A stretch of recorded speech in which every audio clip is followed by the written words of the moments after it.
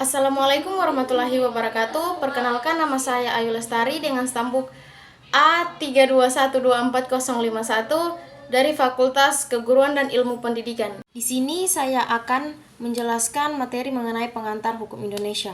Satu, yaitu pemahaman atas hukum Indonesia. Hukum Indonesia adalah ilmu pengetahuan yang menjelaskan tentang hukum yang berlaku di Indonesia secara keseluruhan. Dua, kebutuhan akan hukum. Manusia sebagai individu perlu hidup berkelompok dalam rangka pemenuhan kebutuhan hidup. Dan Aristoteles pernah mengatakan, manusia itu adalah zoon politikon. Artinya, manusia itu sebagai makhluk pada dasarnya selalu ingin bergaul dan berkumpul dengan sesama manusia lainnya. Tiga, yaitu definisi hukum. Definisi merupakan permulaan suatu pelajaran, sehingga ini sangat bermanfaat karena mulai saat itu diberikan suatu pengertian atau pemahaman dasar pada orang yang baru memulai pelajaran pada suatu disiplin ilmu hukum. 4. Tujuan hukum: mengatur pergaulan hidup manusia secara damai. Hukum diadakan untuk menjaga keutuhan hidup, mencapai keseimbangan psikis dan fisik dalam kehidupan kelompok.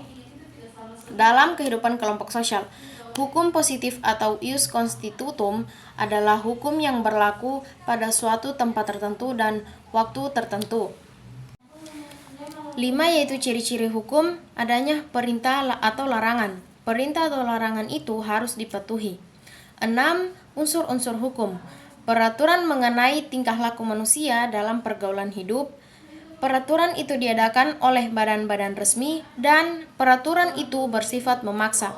Sanksi terhadap pelanggaran peraturan tersebut adalah tegas. 7. Yaitu 3 asas hukum yang digunakan untuk menyelesaikan konflik atau pertentangan antara peraturan perundang-undangan di Indonesia, yaitu asas lex superior deragot legi inferior dan asas lex specialis deragot legi generali serta asas lex posterior deragot legi priori. 8. Yaitu definisi tata hukum.